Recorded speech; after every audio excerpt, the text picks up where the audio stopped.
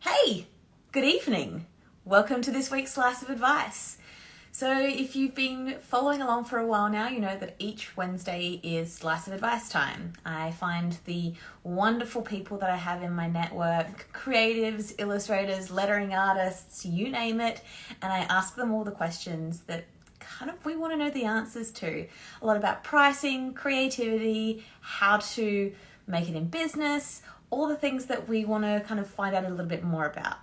Now, this week I'm really excited to be sharing with you Ian Barnard. Now, if you don't know Ian Barnard, one, I'm really surprised, and two, you're going to really enjoy this. Ian is an incredible lettering artist, calligrapher, and I would say one of the kind of forefront people or pioneers that started the whole digital lettering movement, digital calligraphy movement. And I've followed him not only on Instagram, but way back from episode 1 of the Honest Designers show. So I'm about to invite him on. Thank you so much for joining me this evening. But Ian is now hey. Hello. Hi, Ian. How you going? You were Good. Thank you. Good. There. Sorry, I sort of seemed to jump on and scare you. No, you were a leaf for a second. I think the camera was the other way around. Oh, yeah. Automatically, it goes to my plant for some reason. It obviously more interesting than I am. No, I think we'll prove that wrong. Unless it's like a variegated monstera, then we might have some competition. Okay.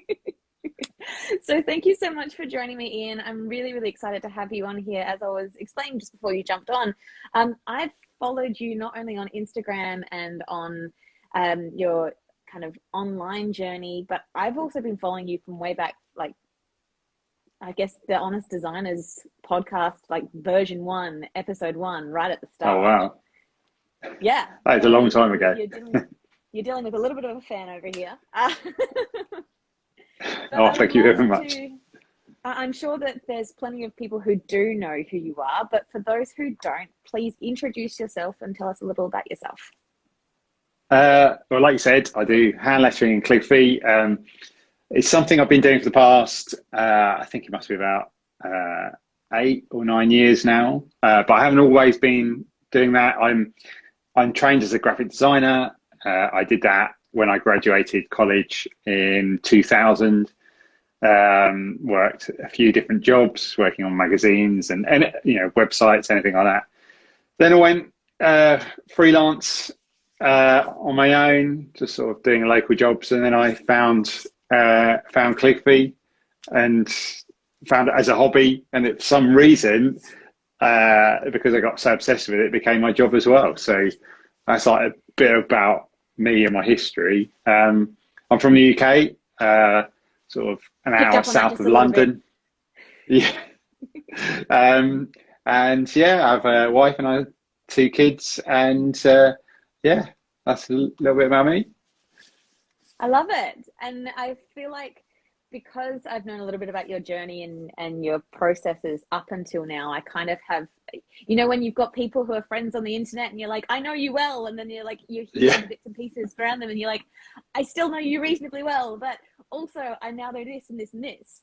One thing that's really stuck in my mind about the 2 things about your journey so far is I know that you used to have more of an analog and a hand lettered, very calligraphic, like traditional calligraphic background, which then transitioned into digital, correct? That's right. Yeah. So my learning of lettering started with traditional calligraphy. So every letter I dip a traditional pen in some ink and draw that letter, and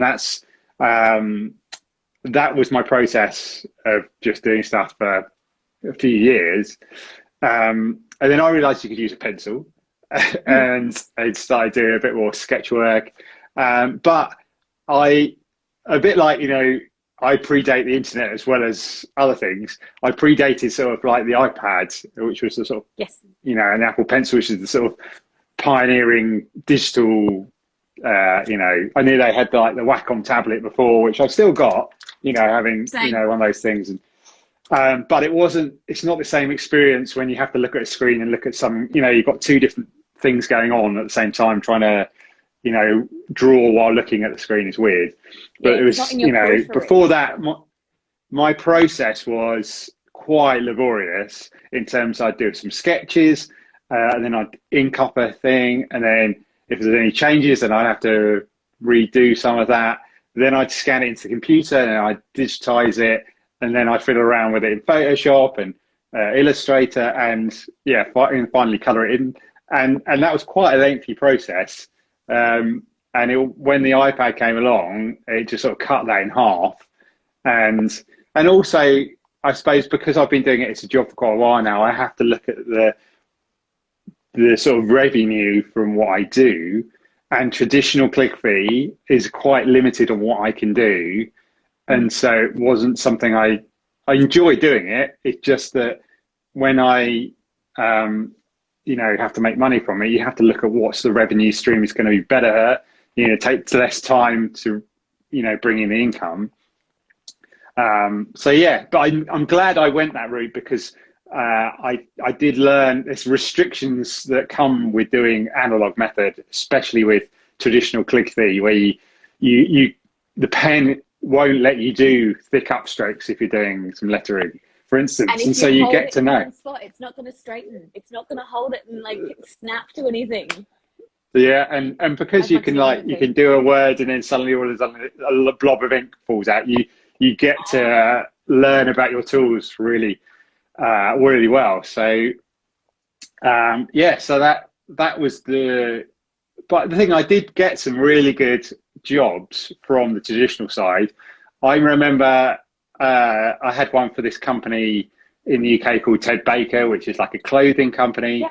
And I was in one of their stores doing, so someone would, like, they got posh shoes. So someone would buy a pair of these like new shoes that they just brought out, and they get a shoe bag. I've never been in a world where there was thing as a shoe bag. Okay. And it's like this like cloth bag that you get.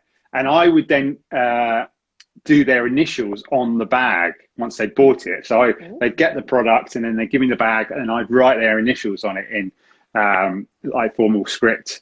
And that was a pretty cool gig because like people were like, oh, that's so amazing that you can do that, especially as like less and less people are doing offline stuff. But there is a resurgence of it. It's sewing and cooking and embroidery, whatever that may be.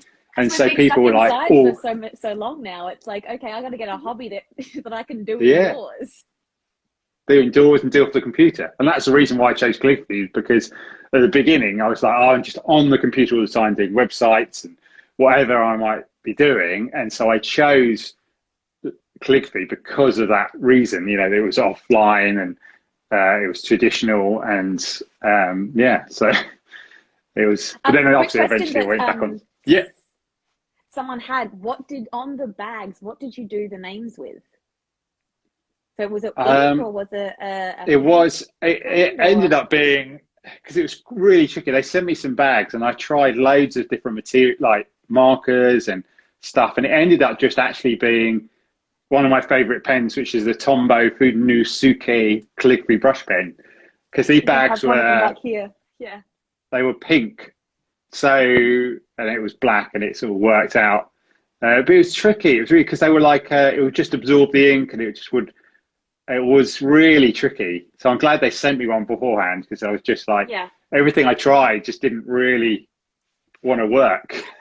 So that a hot tip to anyone who's doing live calligraphy or live lettering: get them to send you samples first, or at least get some kind of understanding of what you're going to be writing on first. Because I don't know about you, but I have definitely found some thirsty materials when I've done live lettering. Of you kind of go, okay, I've done this, and it does, like, you have to do 3 or 4 layers over the top, and you're panicking and you're freaking out, and they're standing over you, and it's like, it's very much a ecosystem of stress in that kind of situation.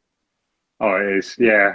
And the thing is, it's like a love and hate stuff with like live calligraphy and writing on specific objects. It can, it's, you can predict what the iPad can do. You can't predict what your pen will do that day or whether it's going to run out.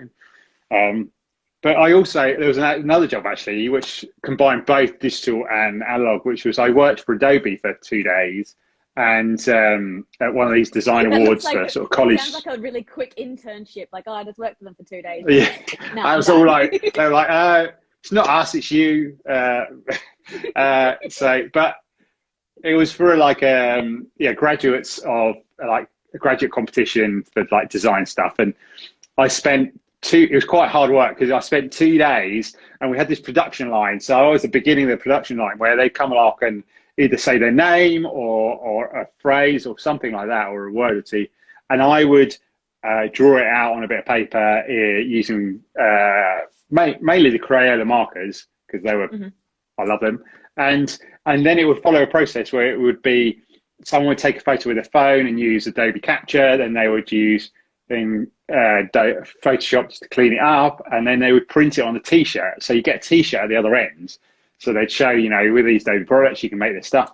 And it was great, but I'd done 300 different requests over those 2 days, and my arm was just, and my hand was just really feeling it. Yeah, So, I remember I did a lettering job for Lululemon back when we were still able to be going out and shopping and everything. But one of them was, it was for a Mother's Day, and I was doing Mother's Day cards and personalized Mother's Day cards. And I made the mistake of saying, what would you like to put on there, rather than it like being really just one or two or three words. yeah, And there was one person who's like, and I ended up writing the whole thing and sitting there going, this is like, thank goodness I had the time to, but it was so much of a bigger job than you kind of expect. And that's the beauty yeah. of them going, well, I'm creating something for someone that they're not going to have it. Like this is their special thing. And it was a special Mother's Day card and talked all about his mum, but there's something really special about creating those personalized moments, I guess. Yeah, definitely. And it's a great way, and it's great. I sometimes randomly do it for like my followers. I'll post your name and I'll write it out in Clickfeet, especially like traditionally, right? Because I don't often do it. The only time I really do it at the moment is if I'm writing someone's name on a card or something. But yeah, it's nice to get back in touch with that side of stuff because I don't do it that often. But it's a great experience, isn't it? You learn so much from interacting with people and doing that sort of stuff with people, and and also the buzz of just because when you have a skill that someone else doesn't, they're always really appreciative of what you do, and it encourages you if you're feeling a bit like, oh, my skills are rubbish, or stuff like that, because it's quite hard to see that imposter syndrome. Yeah. It's quite hard to Definitely see, especially with lettering and Clickfeet, that you're getting better. And that's the reason why I ended up using Instagram, because I couldn't tell that I was getting better, do it, day in, day out. And so you need some ways like cataloging your progress. And that sort of doubled up as a promotional tool as well, which I didn't realize, because it was still quite early on. People were still posting their lunch to Instagram when I started. And so it wasn't really about, what it is like today. It was quite different. So So when you were doing the freelance side of things, so how long ago did you, so full disclosure, Ian and I have had a little bit of a chat before this, and Ian's told me that he's kind of more so, you've transferred into more digital products and you don't do as much client work anymore. Is that correct? Yeah, mainly because I find it stressful. Yeah, that's fair. Because I suppose the reason why is because one is the pricing thing, because they go, oh, how much is that going to cost? And it's like every job I get would be different, like completely different. And it's like, well, how do I price for something I've never done before? Even with like these live stuff, it's like, how long is it going to take? What's involved? And you're like, I've never done this before. I don't know how. And because you haven't done it, then the imposter syndrome comes along, and you're like, and I'm going to discount it because I don't know what to do. And yeah, that's the problem. Or you don't want to like say a big price, you do it, and they're really disappointed. But it was a lot. The thing is, a lot of the time I'd only take work on it if they'd set the budget. So if they came along and go, okay, we want you to do this. It's going to cost you this much, or we're going to pay this much. Can you do it? Oh, brilliant. Yeah. But if they go, like, I had one in the other day, and it was like doing a load of different typefaces and one of them like this. And I was like, I haven't a clue how long it takes me. I can't, even on my own stuff, I don't know how long it's going to take me to do. And I was like, and it was the other week, and I was mid-COVID feeling rubbish. And I was like, I just can't think about that at the moment. So I passed it on to someone else. But it's just, for me, it's just too stressful, that. Whereas the sort of digital product side is, there's less about answering to someone else. And so it's, you know, I make a product and then I try and sell it. And the sort of process of me selling is much more in line with what I'm doing in terms of like posting videos using my products. And then people say, oh, what's that? And it's sort of like, you know, it's products I have in my shop. And I find that a less stressful way of selling stuff. But then I can go, like, some days I have no sales, and so you then stress about that. So it's not stress-free whatever avenue you take. I think for me, not having like someone, you know, saying, oh, I need it by then, or, oh, if you don't quite like it, or all the things that come with sort of doing client work. But, you know, projects do pop up, and it sounds really interesting, and I might do it. And also the way my personality, the way I function, sometimes I need a deadline. And the only way to do that is getting client work back on. Because I set a deadline for myself with digital products, but I'm very lenient, and I just like, yeah, whatever, you know, let's do it. Let's finish it by this Friday. And I get to this Friday and I'm like, oh, no, maybe not. Let's next Friday. And so having that deadline is actually really good for me, because it also means that while I've got that deadline in focus, then it helps with other bits going on, like something I might be working on, I'm stuck with. Having a deadline puts a bit of pressure on me and helps me to think, you know, join up those dots that I might have missed, stuff like that. So, you know, I sometimes need that jolt, really. A little bit of jolt, just to, because the thing is, when I first started doing digital products, actually a few years in, once I sort of started off doing sort of like, I did some like icons and stuff like that. Then I did some sort of logo templates when I was into sort of vintage logo templates that I do, because I was into typography as well as sort of calligraphy. But when I released my first product that did really, really well and transformed my business from being just local graphic design work to being digital products, I then started to sort of releasing one every 2 to 3 weeks. So I don't know how I did it. For like, I think it was like for a year and a half, I released a new digital product every 3 weeks, making sure there was a deadline, because there was like a newsletter that was coming out for this store. I had it on, and I'd try and get it in before that went out in case they chose my product, because that would help with sales. And so, and then I built up a sort of bank of digital products just by being really proficient. But I think I sort of probably suffered a burnout, because then after doing all that, I sort of stopped for a bit. But then, I'd done all this for a very long time. Yeah. Yeah. And the thing is, I get bored quite easily. And so I do a certain amount of certain products, then I get bored, and then I moved on to typefaces, and then, I sort of spent myself I'd done like 16 typefaces, and then I was like, let's move on to something else. Procreate brushes, let's do that for a while. And so I jump from different things just because I can't keep my attention too long. But I think that's the beauty of the creative mind, and I'm exactly the same. I tend to, like, if someone was to say to me, what kind of clients do you take on? I do have quite varied clients, because that's the way I am able to get that variation, and then also having my own personal projects on the side. I think it's really relevant to the creative process. Yeah, I think side projects is one of the biggest things to have, because digital product started as side project, calligraphy started as side project, and they don't always, because I've started a lot of other side projects, but they can manifest themselves into something bigger. Because there's less pressure on those side projects, and and they're enjoyable as well. They always start off enjoyable, and then I suppose they start off. they start off enjoyable, then they become your main thing, and then when you're, I've got a family of four, and the bills to pay, and then sales go up and down. So when they're going down, you're like, oh, this is quite stressful. They're making it my side project. But I've been very blessed over the past, I think it's about 5-6 years of doing just the digital product stuff that, I think that's the reason why I've been able to do lettering full time, is because it's not been solely the lettering that's been keeping me afloat. It's been the digital products, which aren't always specifically to do with lettering, though they mainly are, but typefaces is a little less, it's not exactly what I do on my feed.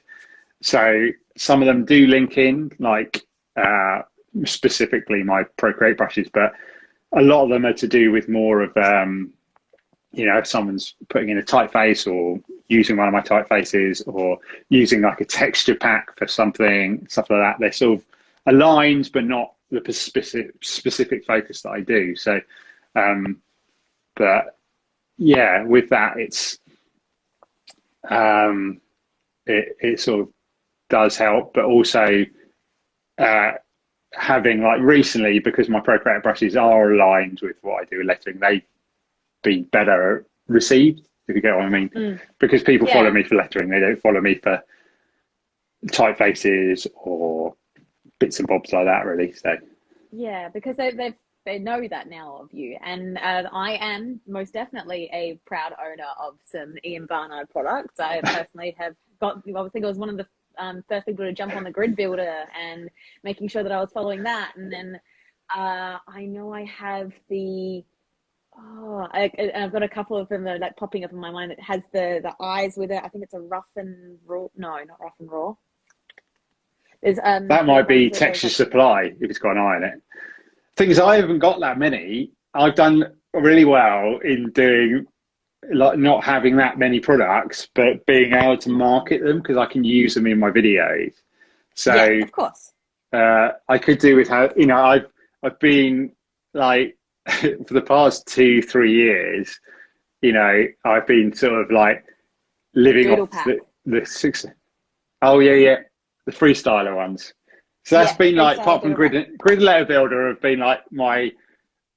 It's like being my employer for the past 2-3 years because they've been so successful. But like the freestyler one has been really, really well received, and I think why is because it's not like got a million brushes in it, because people I definitely do get overwhelmed when I get a set of brushes and you've got so many, you don't know what to do with them. So I created one for a specific sort of style of having different styles within one piece that sort of work together, and a brush gives you a certain style and that's it. So you know what it's going to give you, rather than like picking up and I go, what do I do? Because a lot of people get frustrated with buying a pack and their stuff doesn't look like what the person's preview looks like. And also you just get choice paralysis. Like when you go into a restaurant and they got millions of stuff on the menu, I just struggle because I like everything. And so not knowing, I need some direction. And so, with that set, I gave like loads of instructions of how to do all the different, loads of different styles, step-by-step stuff, so that people could pick it up and create exactly what I'd done in the previews without too much thought and too much hardship, really, to get that done. So I can say without a question that some of the best meals that I've ever had, and it's one particular one that I think of when I was in LA, you walked in and it was a restaurant and this dude was like, I'm making these 2 dishes. Which one do you want? And it was like just the best meal because you didn't have to really have this overwhelm of choice. It's just like, I'm doing this or this. You can have this on the side or you can have this on the side. It's like a beautiful beetroot pasta, which is something I would never have gotten. And it was like, oh, okay, so I've had this experience. I've been able to achieve whatever it is I wanted to achieve when I walked in. And the same thing can be said for a simplified product. Exactly. I really like the products that you create as well, like, because they're really purpose built. They're purpose driven from the outsider's perspective. Yeah, and that's why I always try to, with a lot of my products, this is a specific thing I'm trying to enable people with. Like a lot of the ones beforehand. So the secret to a lot of my older ones is that I'd go on Pinterest, I'd find something that I really love the look of. I'd see like, oh, maybe, you know, a few years ago, like typography and flowers was really big. And I was like, okay, there's probably loads of people who would love to do that, but they don't have the skill set. You know, I don't know where to begin. And so I put a pack together where I sort of collaborated with the photographer. They took a load of pictures of floral elements, and I put it together in a pack that, you know, you just add to your type, and then you've got this beautiful like poster of like, you know, mixed in with floral. And so, you know, what I'm doing is not producing a finite, here's what you've got, like a vector drawing or like an illustration. It's giving the people the tools to do it themselves, which is a lot better because it makes them look cool rather than, you know, you're using someone else's piece. So I'm trying to help them to sort of like make their work look great. So that always, you know, always helps, and there's always a good seller, I think. So with pricing products, because obviously my main thing is about pricing and how do we make ourselves better businesses and be confident with our pricing. But I think it's a little bit different for our chat because you kind of specialize in products. So how do you go about pricing a product? Most of the time I sort of look at the sort of what other people are pricing.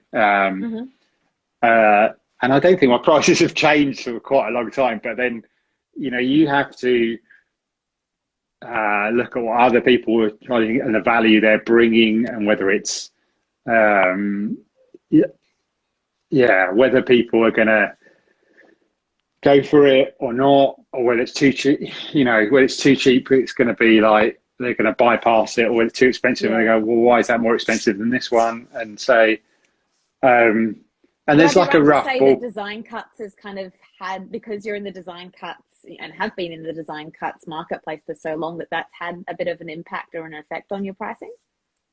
Sometimes. And I think, because like the thing is they range as well, you know, because there's other people who do letting stuff who like slightly more expensive than mine. But I think it's always a good price point, I think, for me, because, you know, because some people argue, well, like, why do we only pay $10 for Procreate and you're charging $20 for a pack of brushes?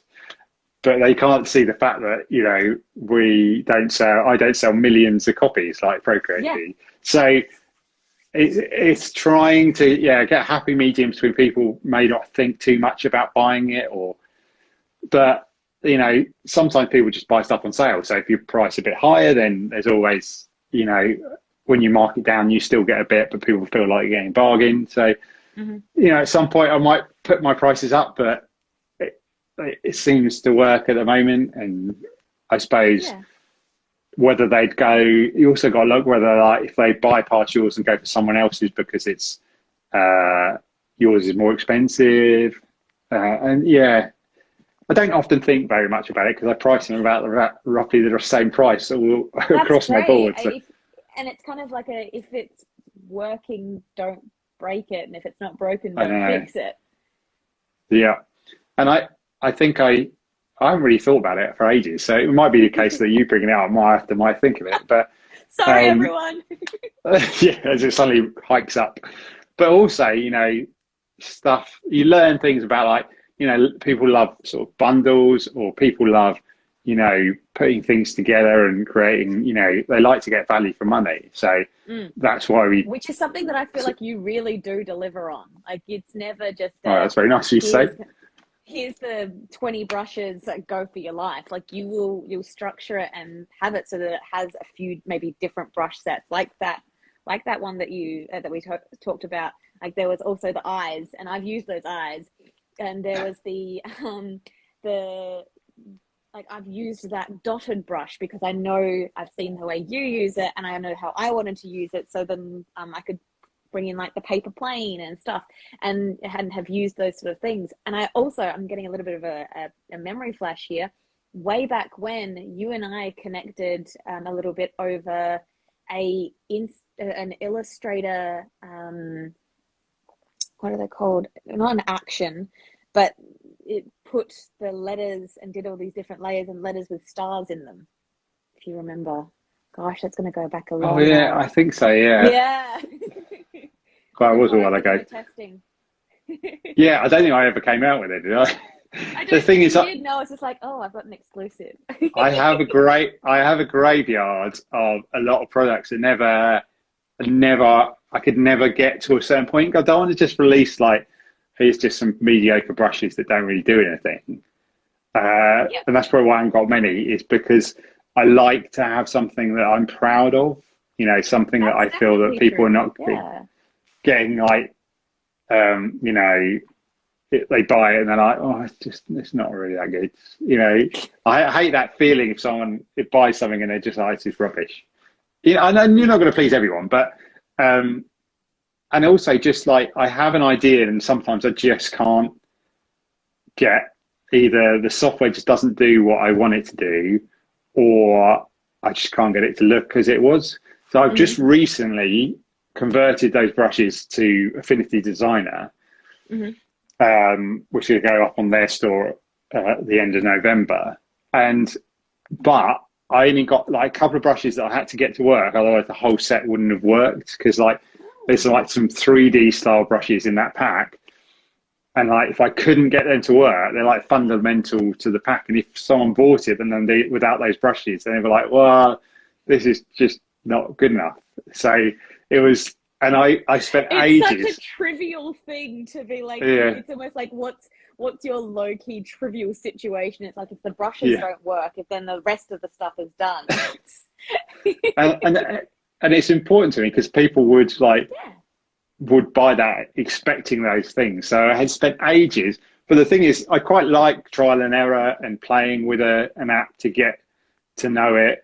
And like after I tried to find millions of tutorials, and actually it's like, and also what happens is you find out there's not many things available, like tutorials or guides for this. And you're like, open this thing and like, well, there's a whole new avenue. You know, I haven't got the time to do it, but if you're like, thinking, you know, our specific thing is crowded, or maybe like doing Procreate is crowded, then just move to another app, because like I think it was like 3 or 4 million users worldwide of Affinity products. You know, it's a massive customer base that's not being served. And so you can, you know, make products, you know, brushes for those apps. You can do tutorials for those up and specific things. So I couldn't find anything really about like raster brushes in this app. And so I just had to do it myself in terms of find out how to do it. And it was only through trial and error. And you can have like multiple different, like Procreate recently had this thing where you have 2 brushes and combine them. They can have like about, you know, loads of brushes and combine them together. And so I finally figured it out. And it was like, yeah, you know, sort of a fist pump in the air, because that meant that I could then streamline everything else and get those out and then, you know, done and they're happy with them. So they're going to your product line. Yeah, well, that's what I do, because, like, you know, like with the chalk dust ones, they're available for Procreate, Photoshop, and Affinity, and so that's the idea. It's making, you know, I haven't made as much money with the Procreate ones as I had. Oh no, I've made more with Procreate than the other ones, but it's just making it available for people, and also it might mean that it might go in a bundle of Affinity products on design cuts, and so. Because I work in multiple streams, it's about having like, okay, if I do this, like I got one pack of Photoshop brushes converted for me for like $500. And it was like, am I going to get that back? Because I don't know if there's a big demand for it. But it's just the fact that it's one, it's there. 2, it might go into a bundle or something, or you might, you know, might be picked up by Adobe or something. It hasn't, but it could have done. Or, you know, other things happen. So it's just about those opportunities. He might sell a few here, he might be on another platform, sell a few there. And so it's all those small little bits coming in, which really helps. So yeah, it's like a multiple income streams, but even further in that, multiple points of connection that they can have and solutions that you can, or problems you can solve with your products. Yeah, and also with the products, it's like, you know, there's a few things over the years I've I've gained, wisdom about what works and what doesn't. And it's like, and what you need to do. And it's like having great preview images. It's like a book cover. The first image they see has to be like, wow, I want to know more about this. I want that style. So like, that's the reason why I did like that. The cover for Freestyle are like all different styles, because they need to know they can create this. I tried to cram everything without looking too busy, cram a lot of stuff in that sort of style so that people can get like, oh, I want to know more about that. And then creating, giving the whole pack like a theme. So I use that sort of color of orange and gray and white and black, and just keeping that throughout the rest of them. And also then you have like videos to go with it. So I did a lot of live streams with design cuts and stuff like that, just showing people how to use it. Because people need to see how you're using it, what brushes you're choosing and when and stuff like that. So that really helps. And just, that whole pack. So when I finish a pack of brushes, it's not finished, because that's like halfway. And then it's preview graphics, it's, video stuff, some tutorials, stuff like that. So there's a lot of work involved in it, but it follows the same sort of process every time, just with a different set, really. So so I know a lot of people message me when they're starting out with digital products. It's like, oh, it's not getting much traction, and you're just like, but there's a lot of things you can be doing.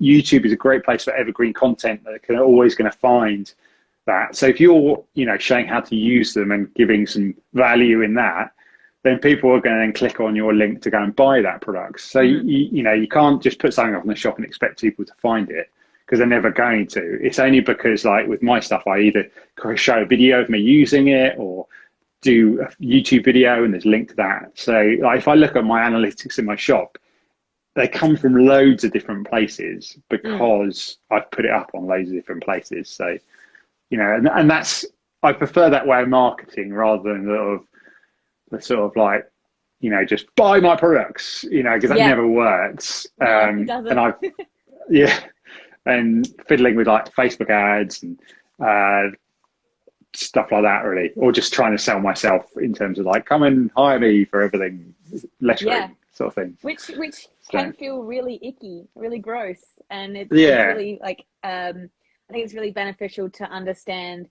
You're leaving the way that I'm perceiving what you're doing is you're leaving little cookie crumbs for the person to kind of follow along, and it might lead them through all the others, or it might go straight to your shop and they might go, oh, this is a no-brainer. I've got to purchase this. Yeah. And the thing is, it's for both avenues, whether it's selling your own products, whether it's for getting people to hire you, showing your process helps on both avenues, and really builds trust with someone who wants to employ you. I don't think enough people are on LinkedIn in terms of trying to get lettering work, because like, that is such an interesting avenue though. I know, because I have got some jobs through Instagram, but a lot of the time it's via actually like Pinterest or Behance or LinkedIn, because of them being more businesses behind those places. And actually sometimes it's the businesses or some marketing executive who needs to find the person for that job. And so if you can be like someone who's saying, or like doing an article where it's like, why should you employ a lettering artist? That would go down really well, because it would explain like, oh, this really makes sense and why we need to get one to do some of the stuff. But like, especially when things open up more, you could say, oh, you could, and I try and do a video stuff, like maybe just a mural. If I want to do more mural work, posting on there, because then there's loads of businesses who go, oh, that look great on a wall to motivate our employees as they come back into the office. And so, that's but just exactly general what process. I'm doing in 2 weeks. So it's good to know it's a global thing. I'm doing a live mural at a welcome back to the office party in 2 weeks. Oh, cool. That'd be good. Yeah. So they're literally like giving all of their staff members. I'm painting half of it, and then they're giving their staff members paint brushes and everything like that, and we're doing it all together. And then I'm gonna come in afterwards and clean it all up and make sure tidy it all up. Right, because I know the muralist in me goes, don't touch it, don't touch it, don't touch it. I did. We did one. I did do one of those. Me and a couple of friends did that for one of our church, and like anyone could go up and colour it in. We did it in black and white, and they colour it in, and it was like started off okay, and then it's just all it black. went to another level of, you know, those none of those colours go, you know, but you know, they're all fun, and the thing is, it's great. You know, people love watching someone do something live, you know, whatever that is. You know, I've done stuff like that when it's people haven't been touching it, but you know, you can do something, and they love seeing the creation. You know, it's the process. You know, if you know, we get stuck in a loop on those like videos that like, and you just oh, okay, I've got to come out of it now. Like you get lost in the process. Yeah, definitely, and it's just, and it creates a focal point for that sort of evening. You know, like for that business, it's showing, you know, great to have the employees back in the office sort of thing, you know, giving this sort of special thing. So, you know, it's really, and it's just sort of trying to pivot yourself into that sort of thinking about where people are when they want to employ someone to do that. You know, I did get some, you know, some of my jobs through Instagram because some of the designers from that agency were following me, and because I was regular, consistent posting. I was back then, I'm rubbish now, but back then my name was always on their mind. If it was like, okay, we need someone to do some calligraphy on a shoe bag straight away, what, like, you know, then they'd think of me, and then we met up in London, and you know, started a relationship of work through that, and so that's how you do it. You know, it's just that regularity and posting stuff that they can see, okay, that would really work. You know, because doing like a flat image that's just straight off, you know, your iPad is fine, but if you can put it into a context that clients can understand, it really helps them. You want to make it easy. You don't want to have to. They don't want to think, because they're going to be looking at loads of stuff. And if you can give them an example of, like, you know, even if you like I'd done, like, my first murals were for friends, so just go and do stuff for friends, or the and skate that park. gives you that process. Yeah, the skate park, that, like, people still speak of that because they go past it and they go, oh, you know, that looks really good, you know, or they've seen a video.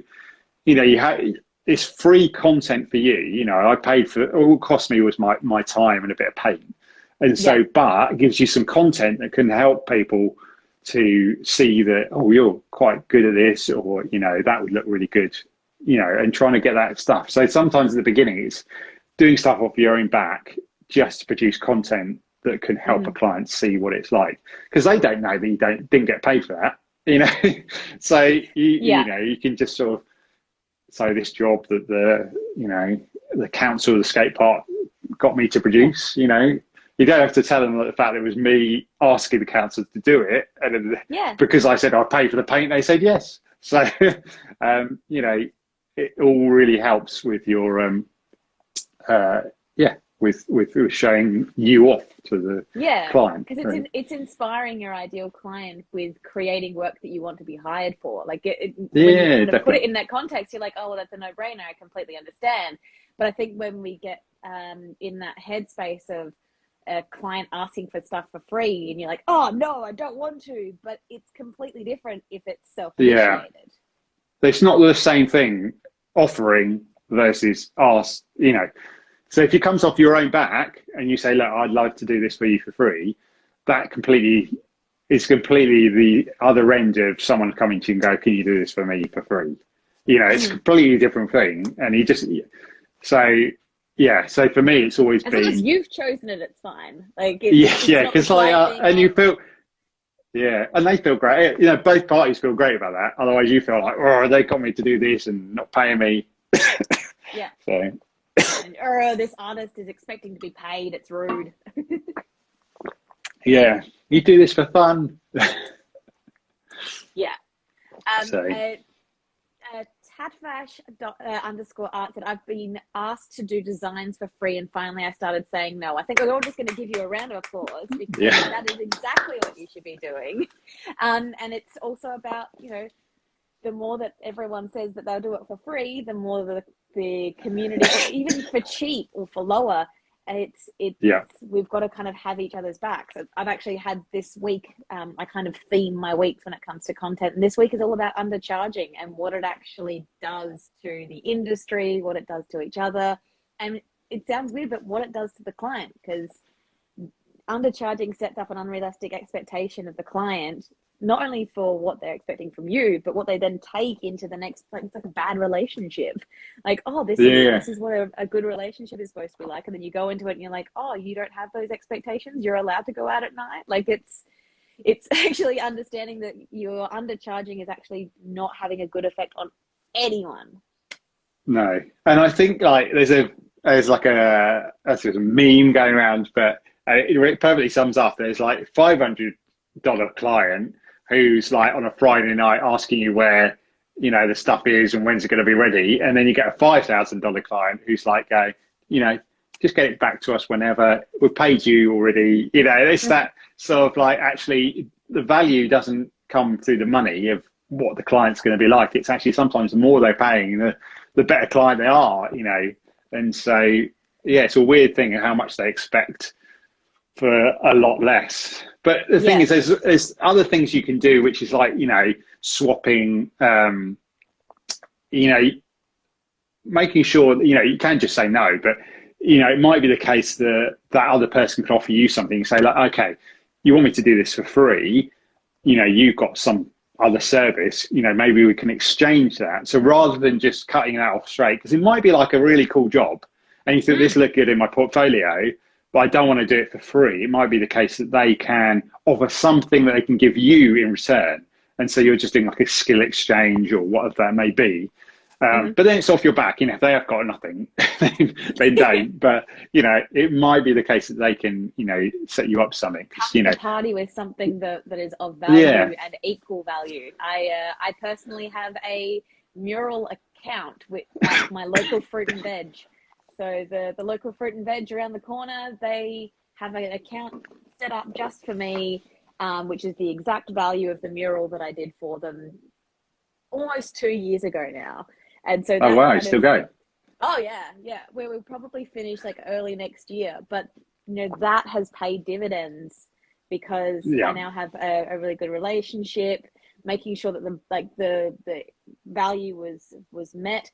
Hi, Nikita. Nikita has just joined in, and making sure that the value is matched in those kind of interactions, and also making sure that it's valuable to you, because if they're offering something like I don't know, a roller disco in exchange for your lettering, and you're like, you know what, I don't need a roller disco right now, it's not something that I needed, but thanks anyway.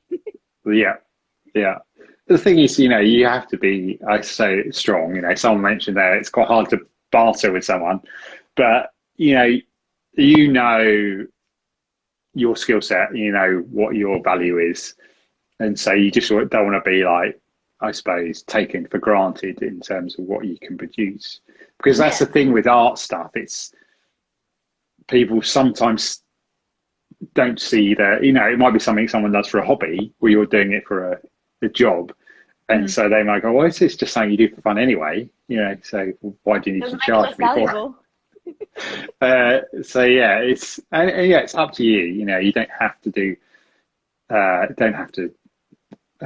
say yes to everything. You know, the hardest one is to say yes to family, really, because you can't really. It's trickier to barter with your family. Okay, so I lived in your house for 18 years, so that's worth just start. You know, I did the dishes tonight, so therefore you can barter with. Can you be an interesting process? Yeah.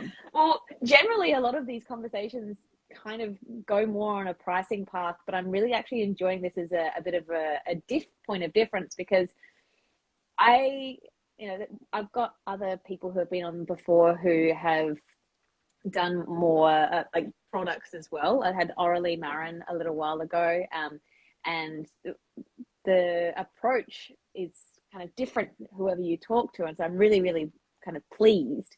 So generally at this point, I start asking, like, if you could go back to Ian at the start of your journey, what advice would you give? Generally, it's been pricing advice, but I'd like some general advice. What advice would you give to younger Ian, pre 2 kids with the garden shed down the back?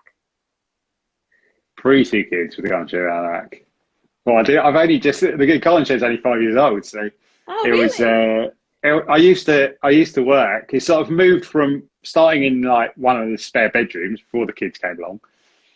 And then the first kid came along and went into the other bedroom, and then the other kid came along and had to move out Just get completely. kicked out. Yeah, and then from there I went into, like, because I live in the UK and everything's old. Our house used to have an outside toilet, and like an outhouse little building, and I used to work in there. Didn't have the toilet anymore. It was just I wanted an empty I wanted you to be like sitting on the part. toilet, Yeah, but like with the lid down, obviously, and like that's yeah, your chair, and just yeah. and then people zoom in, and you're just like sitting on the and you got the cistern behind you, just being like, what's going on? Yeah, well, yeah. So that was just an empty room that had like the bikes in and the lawnmower, stuff like that. So me and a friend converted that into, like, put some insulation in because it gets so cold here, and converted that into a like really tiny office. So like, I know it was like 1.5 by 3 meters. It was quite small. And then finally I could afford a glorified garden shed, which is this down at the bottom of my garden. So it's been something that's worked. It's been quite a lot of years. So it's getting to this point. I don't know, actually. I don't know what I'd say to my earlier self, because I don't know if I'd listen to myself, or I'd get bored from what I was saying to myself. I'd like, You're like, that's really good. That's really good advice. Then I'd do it for like a few weeks, and I'd stop. The problem is my business is so evolved, and I needed to go through that to learn all those lessons, which you can't. If I told myself the process, but you wouldn't listen. Yeah. But the thing is, you learn things like it that even if I told myself, I wouldn't have done it, because you have to like make the mistakes, and it's through those that you experience it, that you can't actually, like, you can tell someone you've done this thing, but unless you've gone through it, you don't know how it feels. And I think that's the thing with, like, that sounds like I'm trying to bar off that question, but it just sounds, until you can feel it, it doesn't affect you. Do you know what I mean? Yeah. So Completely. So being in a like time when you've like underpriced for a job, there's a feeling you get when you do. Gotta feel it. You're like in the middle of it, and you're like, why did I agree to this? This is just stressful, and it's not costing. So something I joked on the Honest Designers thing is that on one website we had to set up a Amazon do their own storage, cloud storage thing, and we had to set up that so that this website could do a certain thing. I had like a programmer do it, and it was like you have to, and it was like 80p a month for this tiny bit of storage, and like we were talking on the Honest Designers, and I was still paying that 80p from this client. I remember like years and years and years after the website, and I was just been too long. It's awkward. I can't say, and if I take it down, the whole website will disappear. And I was just like, I don't know what to do. That's me, not. Well. So, but luckily, I went there the other day and he changed it, and I was like, "Phew, I can cancel that. I'm now 80p richer a month." So watch out, everyone. Yeah. So there's just things that, like, I've gone through some really horrible clients, but not horrible clients, but just horrible jobs that I shouldn't have taken on, or horrible clients sometimes. Yeah. The thing is that, like, he's trying to, I suppose, like, I've known it's not often they come sort of like completely out of the blue in terms of like there's a reason why we connected or something like that. But yeah, mainly sometimes it's a job. But the thing is, if you have a really good relationship with a client, sometimes actually the job can be better because of that relationship you have with the client. So Yeah, it can be swings and roundabouts with in terms of like, taking it on. But I don't know. Yeah, why was I saying that? I can't remember. But Yeah, so yeah, it makes complete sense because you need to go through what you need to learn from to be able to yeah, make mistakes and be where you are now. And I find that's a common theme with a lot of people because it's like, even for myself, I halfway through my design career did a year of musical theatre and oh wow, performed as Lady Gaga for a year. And then went right back into graphic design. So it's not ever a linear path. It's not ever I did this, then this, and now I am this. It definitely kind of squiggles all the way around. well, that's crazy.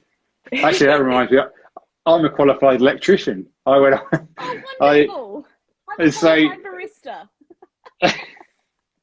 it's just like, yeah, it's just like I just want to get off the computer for a bit, and went off and did 2 years of night school and. You do get bored easily. You're just like, you know what? I'm I going to do know. this. I'm going to master this skill for a little I bit. was like, my grandpa was an electrician. I think I should be an electrician too.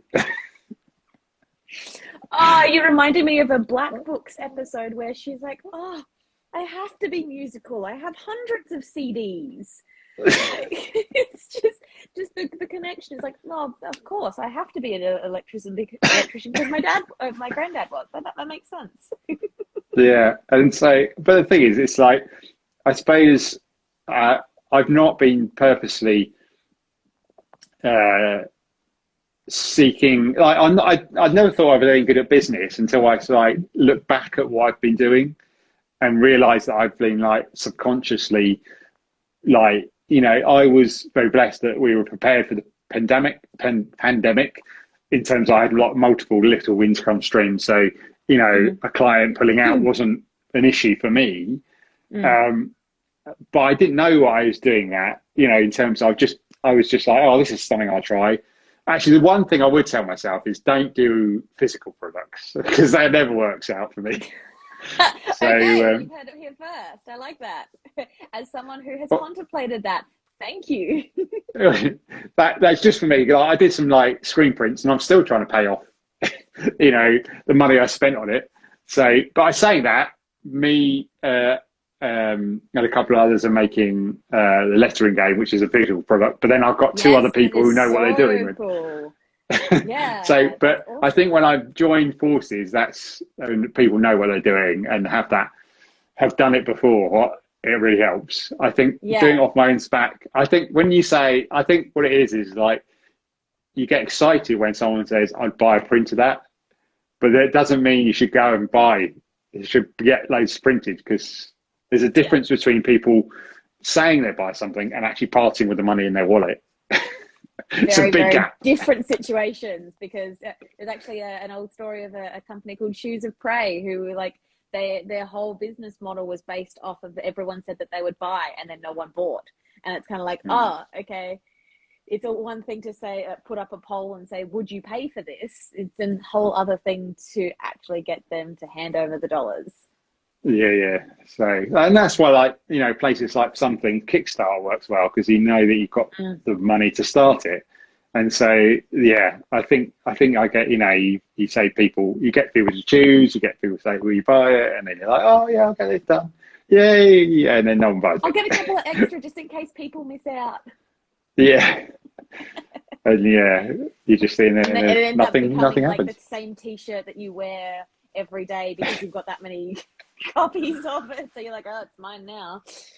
Yeah, and then so I did like a couple of screen prints, and they didn't do anything. And then me and my wife did one together, which we didn't get printed, but it's been really successful. And it's like, oh,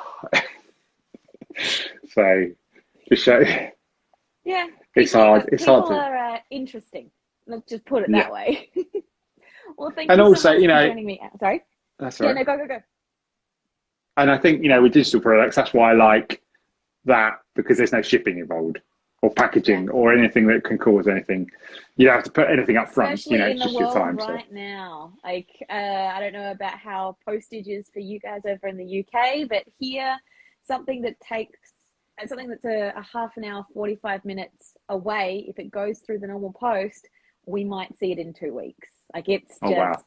it's mental. I actually, at the very start of the pandemic, I purchased 2 t-shirts and a hat from Terrence in the States. And I watched that package from Tin Lund Studios, for those who are playing at home. I watched that package travel more than anyone has in the last 18 months. And it just went all over the world. And so I ordered it in March and it got there on my birthday in September. And so anything that has a physical product at the moment, maybe steer away from until things are a little bit normal. Yeah, unless it's in your own country. Yeah. Even then, it's still... Even then, 40 minutes down the road. Well, thank you so much for joining me, Ian. This has been really, really lovely. And it's really, really awesome to have these kind of connections with someone that, you know, we've kind of touched base every year or so with different bits and pieces. Yeah. And also it's awesome to see Honest Designers back as well, because I've been listening to that religiously. But how can people find your products? Where is the best place for people to head to if they want to purchase your brushes? So you can get my brushes at ianbarnard.com or .co. I've got both those, so whatever you put in first. Otherwise I'm just Ian Barnard on YouTube or Instagram or wherever you want to find me and find my content. So hopefully having a new video coming out where I do a comparison or versus between Paperlike and pen tips for stuff. Ooh. So I'm just finishing off that. So oh, that'd be awesome. I've had a Paperlike for a while, but I'm well overdue for a new one because the pen tip that I had, the original one, had started going down, and I started going, oh, that's not supposed to be metal. No, that's not a good thing. I think it was more my pressure than anything else. For some reason I must not be heavy-handed. Everyone else complains about how it's wearing down the tips. I'm like, oh, I obviously have a very light touch. I mean, I should just be turning up the size. Like that's probably just me just getting really excited and furiously coloring, because that's what you do. But that's awesome to try and find it, to be able to find your products there. Also, if anyone is struggling with pricing or pricing your work, your time, your effort, and your energy, I have a free pricing calculator on my website at the moment at easyasPiePricing.com/calculate. You literally put in the price, the salary you want to be making per year. You sprinkle in your expenses, portion it out into your hourly, and it actually tells you exactly how much you'd be charging per hour. So head to easyasPiePricing.com/calculate if you want to access that for free. Ian, thank you so much for joining me. And you're welcome. I hope that you have a beautiful day. And I'm going to probably go and have some ice cream and put myself to bed. Oh, nice. Enjoy. Have a great Thank you for having me on. See you guys.